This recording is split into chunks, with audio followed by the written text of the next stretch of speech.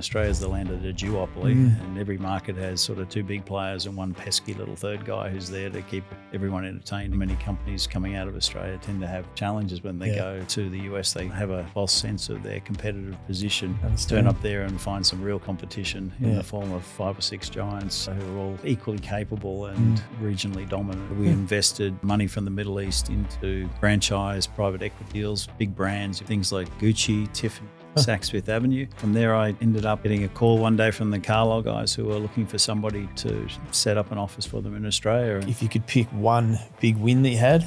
We had quite a few people question our sanity when we took them a cleaning company as an investment opportunity. 5 years later, we were able to sell it for 5 times our money. Whatever the plan is at the outset is not going to be the end plan. You've got to back yourself, persist with things, and really be resilient. You won't be successful the first time with everything. You've got to keep an open mind. Tips for growing long-term wealth? I think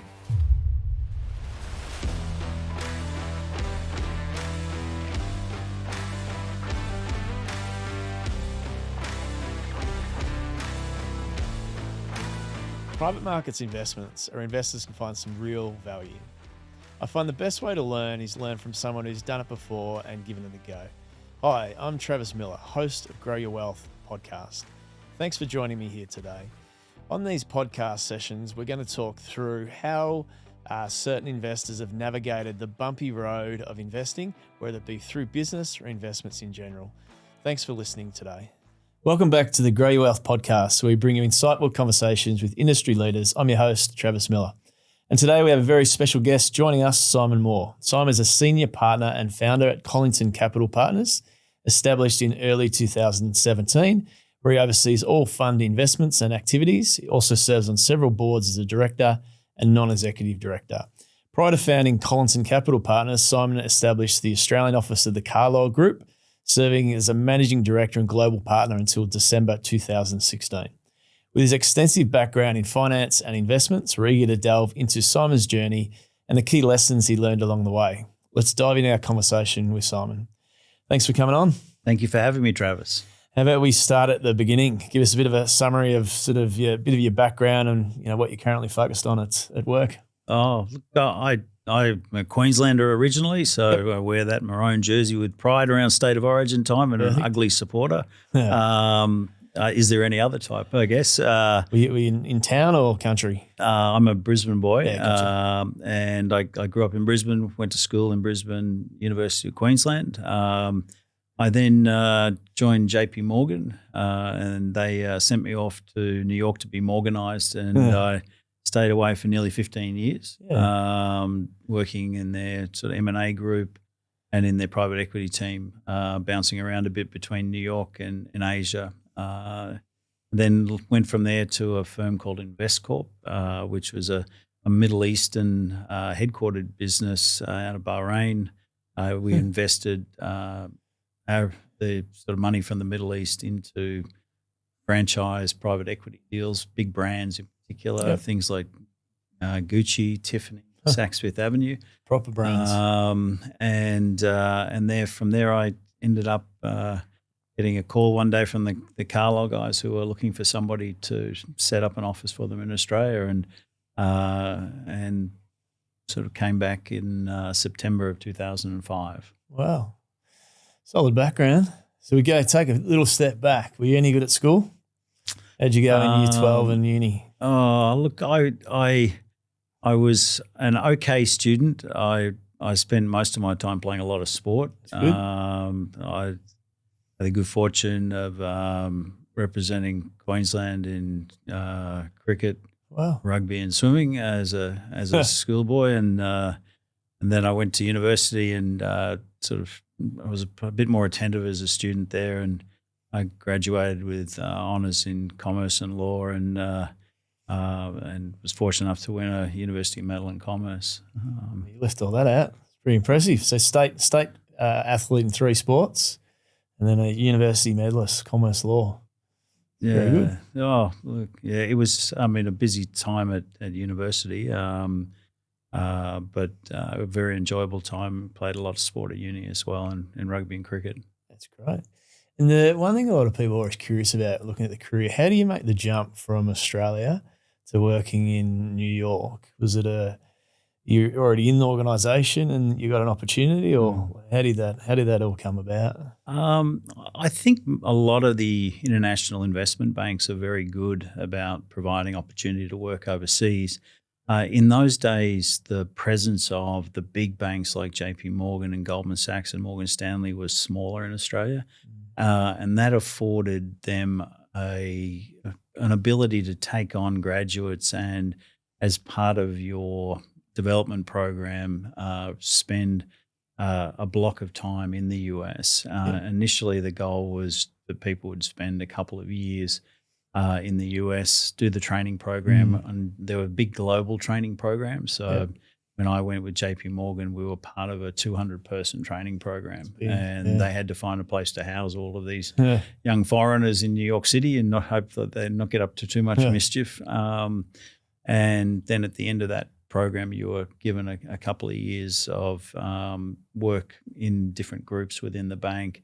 And the whole idea was to have a network of people who are your peers, that once you got sent back to Australia, you'd have a network that you could reach out to and work with quite easily. In my case, I was fortunate that the way things fell, I was able to stay out of Australia. I rotated through Australia on a couple of big projects when I was working in the M&A team, and that was sort of part of a deal to, ultimately at the end be considered a New York-based employee. And I had sort of transferred out of the Australian network and into the US network after 3 or 4 years. I understand. Talk about that networking. Like, you still got that network from those early days? You do? Yeah. So some of my closest friends still are the old JPMorgan training program people. They all scatter far and wide at this stage of life as we're all getting way too old. But it is remarkable how well connected the group has stayed. And when I go to New York these days, I still always end up with 2 or 3 catch-ups with people who I'd work closely with. And most recently, one of my stepson worked with one of my good friends from that period and did an internship at his small private equity firm over the recent holidays. Hey, if you're enjoying this, please subscribe on whatever platform you're using. It helps us build a community. We want to educate investors, and this is what it's all about. Pretty impressive. Global networking. Oh, it's handy, especially when it comes to the day-to-day job, because an unhealthy proportion of us have ended up in the private equity world, and just being able to compare notes on different things that are going on in the world, especially with the US market and the similarities with Australia, it's very handy. Yeah. What about the Brizzy days? Mates from uni? Yeah, the mates from uni are still very close. We catch up pretty regularly. We had one of those reality check school reunions of the 40th last year, and it was great to see so many of the old school group come back together and catch up. The close crew, I think, of your friends from high school are ones that stick with you for life, and certainly from my friends, there's a group there that we catch up probably a couple of times a year at different places, and we've scattered far and wide as you do in these things. But whether it be in Brisbane or in Sydney, or a couple of them have ended up in places like Hong Kong, and so whenever you're in town, there's always someone to find out and have a drink with. That's brilliant. That's a healthy thing to have. Yeah, very much. And now in the current business that you've set up and run, ultimately in Colinton, obviously iPartners have started working with you on a couple of transactions, which has been great. So how did that business come about? 2017, I think it was? 2017, yes. No, I'd been a partner at Carlyle, and we'd had a good run in Australia. We made 3 successful investments, one in Coates Hire, which we partnered with Kerry Stokes, and ended up selling the balance back to 7 Group. We partnered with TPG to own Healthscope. We took that public, and that was a good return for the investors. And then the final one, we were the largest investor in Cube Logistics. Yeah, of course. Yeah. And really when that was coming together as a single corporate entity listed on the ASX. And at the end of that, though, the Carlyle guys, as is all the way with the big end-of-town private equity firms, continued to raise a significant amount of money for Asia. we, unfortunately, in Australia, we've only got 26 million people, and the strategy really required the group to be doing very large transactions, and we felt that there was an opportunity to concentrate on some smaller transactions while still keeping your hand in on the bigger deals. Yep. The guys were keen on their strategy, which was to focus on this the big end of town. It had become increasingly contested. When we first set up the office, TPG was here, but trading as Newbridge, and CVC really had been here the longest. By the time we got to leaving the market, you probably had at least a dozen firms all looking to chase after the same number of increasingly smaller number of opportunities because you're limiting the target size or limiting the target set by size very dramatically. So we got to a point where it was a case of, well, if we don't sort of put our money where our mouth is and go and do this, it was either a sort of now or never moment. Our life really runs in these 4 or 5 year commitments around funds. Yep. And Carlyle was coming up to another fundraising cycle, and you sort of have this moment in time where everybody has to declare their hand as the senior partners for Asia, whether you're in or out. And my view was, look, spending another 5 years trying to just do one transaction of a certain size didn't really excite me that much. So I decided to put my money where my mouth was and go and try and execute on the strategy of identifying $50 to $150 million enterprise value companies that we could really help grow to the next stage of life. Yeah, it's the nature of Australia, isn't it? Sort of a little bit small, and then you end up with this. The big end of town ends up saturated, and then the sort of the smaller end of town ends up to be where the opportunities are. It's sort of like an intermediate market nearly in the middle. Yeah, no, exactly, and it's really, Australia. We sort of jokingly refer to it back in the Carlyle days, trying to explain it to people. You say, look, New Zealand's sort of the land of the monopoly. Yeah. Australia's the land of the duopoly, and every market has sort of 2 big players and one pesky little third guy who's there to keep everyone entertained, including the ACCC. And then you end up going up to places like the US, and why so many companies coming out of Australia tend to have challenges when they go to the US. They sort of have a false sense of their competitive position, turn up there and find some real competition in the form of 5 or 6 giants who are all equally capable and regionally dominant in one part of the country or the other. And they normally have a bit of a bruising engagement at the outset. They realise they got the wrong cost base. Exactly. It's interesting for me when I'm looking at equity trade, and this is not always the case. And it's not a red flag, but it's a flag. When an Aussie business relatively successful, and I look them coming to me and saying, I want some equity, and the equities for US expansion could be fine. It's definitely a flag because there's so many instances when that doesn't go well and they'll end up retreating. Yeah. But every company's got to look for what their next growth is, and other markets is part of a growth story.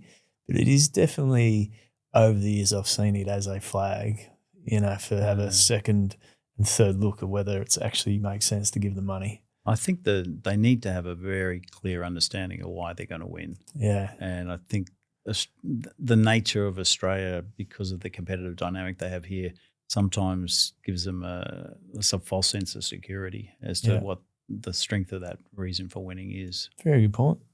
Okay, now a couple of people have influenced you in your career. A couple of people you look back and say that guy made a difference or girl made a difference or family member made a difference.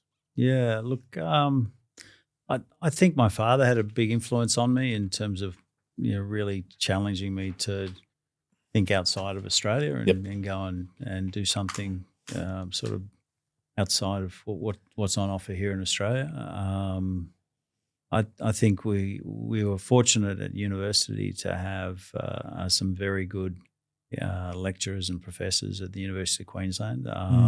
In particular, a gentleman by the name of Frank Finn, who really taught everybody some very core basics in the finance area and got us off to a very strong start as a cadre and a group. And he certainly had a strong influence on not just myself, but everybody in our group who went through the the course, in particular the honours program there.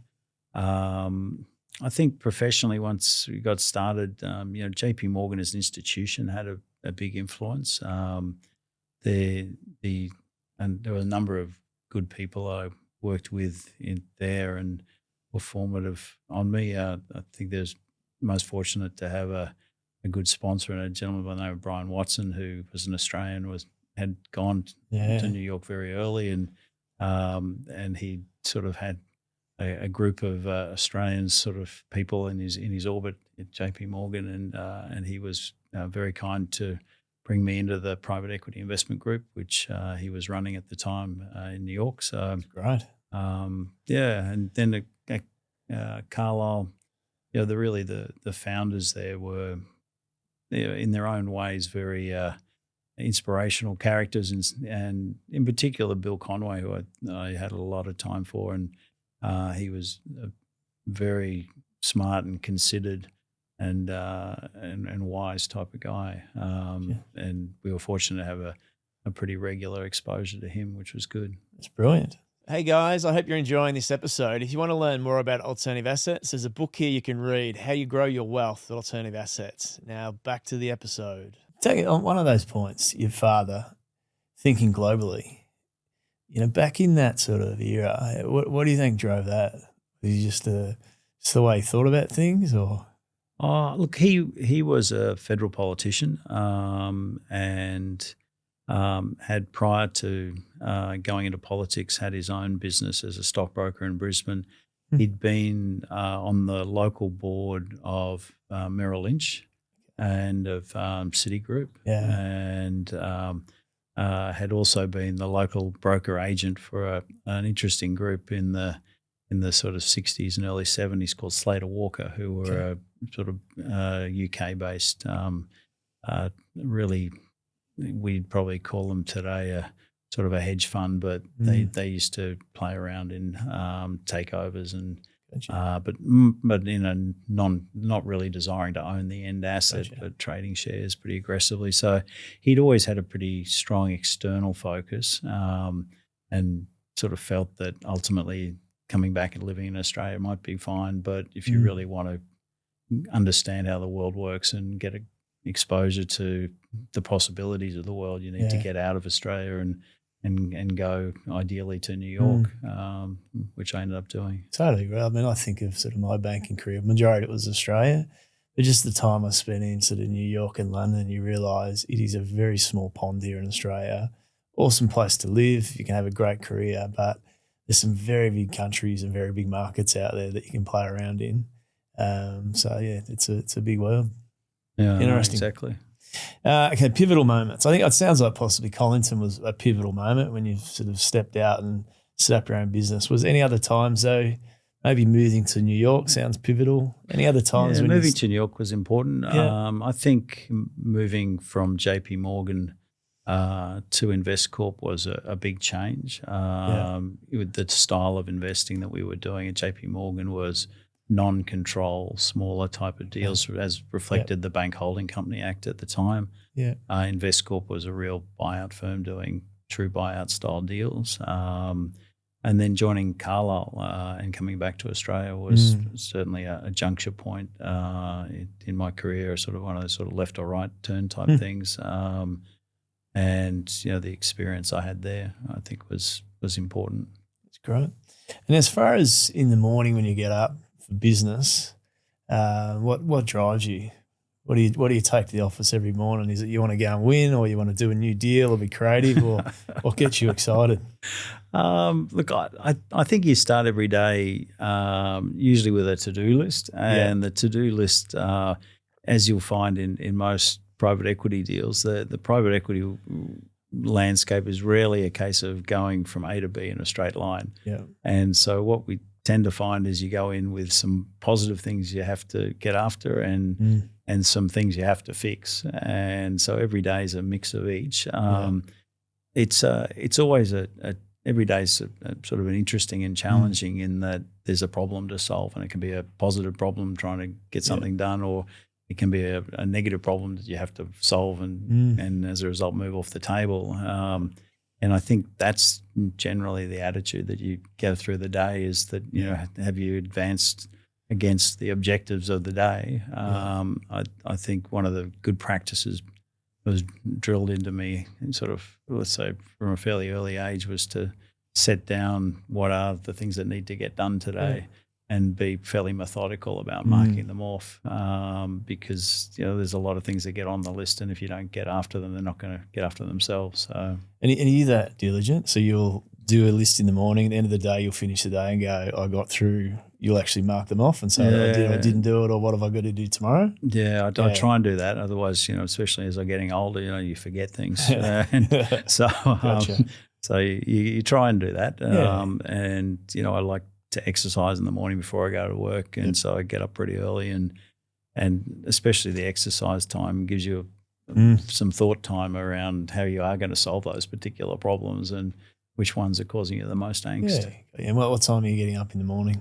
Oh, usually about 5. Yeah, gotcha. So you're up and at it early. Yeah. Very good. And what advice would you give to someone who's looking to step out from a large organisation into fairly entrepreneurial pursuit? Because you'd see it from sitting on boards of entrepreneurial organisations, plus you've done it personally. What are some thoughts and advice in that space? Yeah, look, I think you need to be resilient and be prepared that whatever the plan is at the outset is not going to be the end plan. Sure. And so we'll have a clear idea of what you'd like to achieve. I think set yourself a goal, but be realistic about it. I think you have to then be willing to make changes as you go along. And so whether it's setting up a business or doing a study program or something that's changing your life, I think the end goal is the important thing, and understanding that there's many pathways there. But going out with plan A clearly defined, but recognizing that will be unlikely that you'll follow plan A all the way to the end. So true. I mean, our partner's been going now 8 years, and we're sort of roughly on the same direction, but it has zigged and zagged, and we've had to jump and twist to keep moving forward. But you don't. You just got to, you get new information, you got to react to it, right? Exactly. Effectively always making new trades. Yeah, exactly. New decisions. And the market sort of tells you sometimes it changes, and you've got to move with it and recognize it. And, private equity's been that way. That, fundraising conditions changed. True. Where you raise capital changes, where the opportunities are coming from changes, and candidly how transactions are intermediated keep changing as well. And then the relative value moves, I think, across time, because I look at equity at the moment in the private space. To me, it looks very attractive relative value, and private credit looks fine because it pays a coupon, but the relative value is nothing what it was when we started the business, 6, 7, 8 years ago. But that'll change, Exactly. Everything goes in cycles. Just got to be ready to adapt when the time comes. Yeah, exactly. And then what hasn't worked across your journey? A couple of bumps when you things didn't go right for you. Look, I think the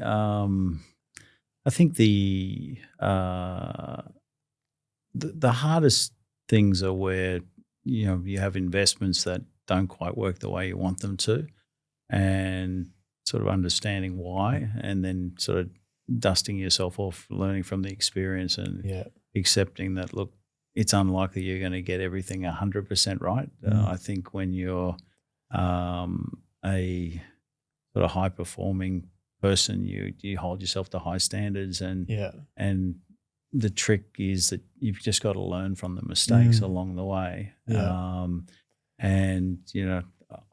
I've made a lot of good investments. I've also made a couple that haven't worked out as well, and I think in those ones you really need to take the time to sit back and say, okay, well, what did we get wrong, or what did I get wrong, and really understand that. So when you see the next opportunities coming up, you understand what was the problem last time. And our business, like I think a lot, your business be the same. A lot of it's pattern recognition by the end.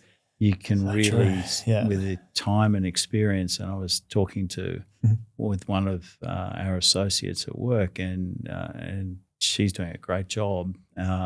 And her question was, well, how do I sort of go faster? Because she's of that driven, sort of very high achieving type personality. And I said, look, part of the game here is just pattern recognition. Yeah, it is so true. And it just takes a bit of time because you got to see these things again and again and again, and you'll understand which ones work and why and which ones don't. And a lot of it, you can write it down and explain to somebody, but literally you get an information memorandum and you're sort of like, no, yes, and it is an intuition or just a historical perspective that you bring onto those that you see. I reckon that's a great analogy, pattern recognition, because I look at transactions when have gone wrong for us.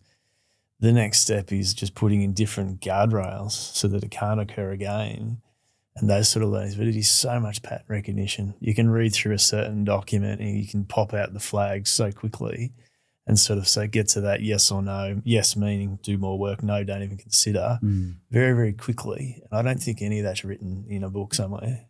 Yeah. And what we try and do is have the associates do short sort of 2-page, 3-page summaries of all the new opportunities that come in. Yeah. And part of that is for them to get to really think within certain criteria about a new deal that's come in. Yeah. And then we put it on the table at a weekly team meeting, and everybody's at the table for a discussion about it, and everybody puts forward their 2 cents worth. Good. And they get to see why the senior people have a different view, or in particular why they have a view, and to put forward their view and not be afraid of saying, I like this or I don't like this and this is why. It's a good one. And as a training exercise, I think it's pretty valuable. Yeah. We've recently put an independent IC member on our committee, and he's been very valuable for that left field sort of. Their job in a way is not necessarily to form a strong view on the trade or do the deep analytical work. It's just to sit there and try and find, probe things we might have missed, look from a different angle, ask different questions. And it's actually been very valuable to get that additional overlay to a relatively skilled in-house team, just to have someone looking from a different perspective in a public forum. Because a public forum, the questions get asked and then you've got to debate them and come up with a conclusion or do more follow-up.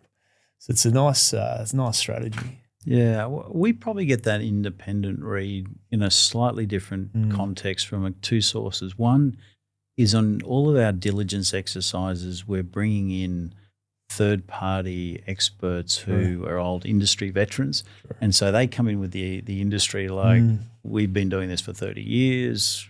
I've seen that movie before. Yeah. This is how it ended last time badly. This is why this will work or won't work or it could work. The second group who really keep us honest, and we've had this engagement with your team, are the co-investors, because we're fortunate to have a couple of people in our co-investor mix who are outstanding investors of themselves, and we tend to take our material to them early, and literally they give us a no holds barred review of whether they think it's a good idea or not, and we won't name them, but they're very prominent people who have done exceptionally well as investors and as operators of large organisations, and we really value that input. But it's the same feeling you used to get when you took things to the final investment committee review in Washington with Carlyle. These guys are the same sort of no nonsense. I don't really care about your feelings. I'm going to tell you how I see it. Which is great. Yeah, which is what you need. Hey, if you're enjoying this, please leave a review. It's really important to us. We're trying to build momentum around education, and better reviews will get more people coming and listening. Yeah, the co-investment thing's powerful, right? If you've got 3 co-investors, I'll look at it from a credit perspective. You've got 3 credit teams doing due diligence, 3 credit calls. Even though you've got to make your own call and back it, having 2 other teams rolling their eyes through it is very powerful. Yeah, no, it's very good. And we've tried to have in our co-investor mix, as you've seen with the 2 deals we worked with you guys on, we tend to have a couple of large co-investors in every deal, and then a group of smaller people who are less well positioned to do detailed analytical work. But the larger investors tend to be either small institutions or family offices, all with resources, and in a lot of cases, the family offices with a historical background in the industry. Yeah. And that's we found to be very helpful because they get stuck in. Totally agree. And now, if you ever had if you could pick one big win that you had when something's worked, it doesn't have to be like a massive trade, you made a pile of money, just when you thought that was a win, I got that right, I should pat myself on the back here. Yeah, look, I think most recently the one that sort of gives me probably the most satisfaction would be our transaction with Jemmie Cleaning Services. We had quite a few people question our sanity when we took them a cleaning company as an investment opportunity. But our diligence really revealed what we thought was the best run business we'd seen at the time. We'd been looking at new deals for about 18 months, and this was the two founders there had done an exceptional job with the company. They were able to very clearly explain how they make money and why they win. Which really at the size of business we're looking at was differentiating. A lot of people come in and they're doing quite well, but they can't really explain to you exactly why they win versus the guy next door. And they were exceptionally good at that. And whilst we got a bit of a heat about, that's a bad industry, it's, low margins, it's this, it's that. We did a lot of work, assured ourselves that how the business was operating was good. There was no sort of legal problems around paying people, and we ticked all the boxes on the way in. And ultimately, 5 years later, the company had more than nearly trebled in size in terms of its earnings, and we were able to sell it for 5 times our money. Brilliant. So it was a great result, but. And we've reinvested in the next incarnation of it through our second fund. But that one was one where we did the homework. We were able to buy the business at quite an attractive price because I think we did do the work, whereas a lot of people put it in the too hard basket or the not interesting basket, and we just pushed ahead. So that one was. It's a good one, right? Like that's the thing about value. It's when there's a scarcity of capital, right? If you're the only person looking at it, you're prepared to do the extra work, the due diligence, form your own opinions. If you can get in at an attractive value, it's the starting point of a good trade, right? Yeah, exactly. And we hope that that's a similar thing with the recent deal we've worked with you guys on, the Doors Plus situation, where a lot of people sort of, it's a tougher housing market, it's this and that. And we think they don't quite understand who the customer is, what the product's being sold for, and in what circumstance, and what makes them appealing. We've done a lot of commercial diligence work there, and we feel the entry price, because we were prepared to do all that work, is an attractive one. Agree. If you look back 20, 30 years, what's some key learnings for your younger self? Sorry, for your younger self. If I was a younger man, what would you tell yourself? Look, I think you've got to back yourself. I think you need to persist with things, and really be resilient. You won't be successful the first time with everything, and I think you've got to keep an open mind. I think part of the challenge is that people perceive certain defined pathways, and I've got to be on a certain track. And as I said, a lot of young people, sort of friends of my stepsons and others that I talk to about, what do they want to do with themselves? I think that one of the hard things is they get told there's a certain track and you've got to be on this path. And the reality in life is that those pathways get very crowded, and the other reality is there's lots of ways to get to the end goal. And there's a lot of people who end up in places and you sort of look at their pathway and you're like, that seems like such an unlikely journey.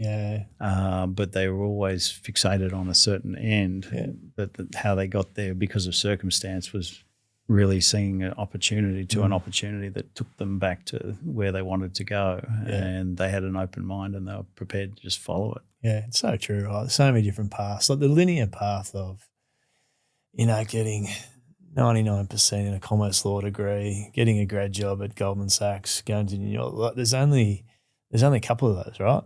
You can still get to the end game, but that path's only available for a couple of people, and it's very, very rare. Yeah, exactly. Your quality of life could be quite low getting there. Yeah, exactly. 99% at uni. There's a lot of reasons to get a lot lower than that and have a bit of fun and build a network. But yeah, the zigzag is so common and so many different backgrounds. I know a lot of people, very successful, didn't even go to university, failed university, worked in different industries, finance. They zigzag the way there, but it's more about the personality type and the competitiveness and the sort of the want to achieve goals, which is most critical. Yeah, no, it's a willingness to make an effort as well. I think it's, the networking piece. I think that's the other part that everybody's very excited about AI and machine learning and all these sorts of things. But the reality at the end of the day is a lot of life's about personal interactions, and the soft skills that people need to develop in life are real. And we see it in our business where, really our young team comes from out of the banks and out of places like that. And we tend to find that the guys who are very successful have a really good balanced mix between their sort of hard technical skills and their soft skills. And the guys who are massively overweight the hard skills and haven't really had the opportunity to develop the soft skills piece, or they struggle because when you get out dealing with companies and management, there's a fairly isolated little world in the professional services and the financial services industry. So true. And you get out to the real world and you've got to work with people and you've got to paint a picture and a vision for them and bring them along with you. That requires a different skill set. So true. And it's navigating personality type, right? Yeah. Often it's sort of that sort of intuition and working out, is what they're telling me actually correct? Yeah. Are the words they're saying matching their body language? Exactly. So very good. And now getting towards the end, definition of success. That could be sort of personally, professionally. What does that look like? Look, I mean, for me, I think it's ultimately achieving whatever the goals are you're setting yourself. Yep. I think each person sort of has their own ambitions and aspirations, but I think it's achieving what you see as important. I personally, I've got business goals and to grow Colinton, and we'd like to do that and give the team in particular the opportunity to grow. We're most fortunate we've got a lot of young people on the team, and giving them the chance to grow professionally with us and let them achieve, both their business goals and their family goals. And you sort of see that every day, on a personal basis. It's really about what you see as important. If your family is always a priority. I've got a stepson, and sort of making sure that he sticks on the straight and narrow, and most importantly, makes his mother happy is key. But outside of that, really trying to find a way to contribute in a society basis is probably the third aspect, and involving yourself in some causes that are important to you, and seeing if you can be helpful there. Yeah, it's very good. Brilliant. Now, on to some quick fire questions. Sure. I don't know if you had time for your first job, given all your sport and your schooling, but what was your first job? First job was with a stockbroker in Brisbane called Nevitz, where I did work experience in grade 12, and then they took me back every university holidays and school holidays. I was very fortunate to have that experience with them. I mean, colourful back then, wouldn't it, in a broking firm? Exactly. They're all mob of personalities in there. Queensland stockbroker, yeah. What motivates you most as a person? I think success at whatever you're trying to achieve, it doesn't necessarily have to be financial. It's setting yourself a goal and getting out there and doing it. Right. Tips for long-term wealth, growing long-term wealth? I think patience and consistency. Sure. I think really understanding what you're investing in and then sticking with it. Right. What do you see as the mistakes people make? I think it's not persevering. Yeah. I think it's losing confidence in something and chopping and changing. rather than sticking a course and saying I fundamentally have a long-term view about a certain asset or a certain strategy and seeing it through. Gotcha. Now, when you're not working, spending your time, I know you're up at 5 exercising. So what are you getting up to? Oh, look, I've got I like swimming, so I do a bit of a swim squad, and I've got a very large golden retriever who needs to be exercised on a regular basis. And every morning I go swimming, he gives me a look like, how could you? Instead of taking me for a walk. So between the dog and swimming are my two big exercising games. Yeah, brilliant. Thanks for coming on. No, thank you very much for having me, Travis, and thank you very much to iPartners for your help with the recent transactions. It's been great partnership. Now, if you're interested in connecting with Simon, you can connect with him on LinkedIn. We'll include the link in the show notes. But thanks again. Appreciate you coming on. No, thank you. Hey, if you're enjoying this, please leave a review. It's really important to us. We're trying to build momentum around education, and better reviews will get more people coming and listening.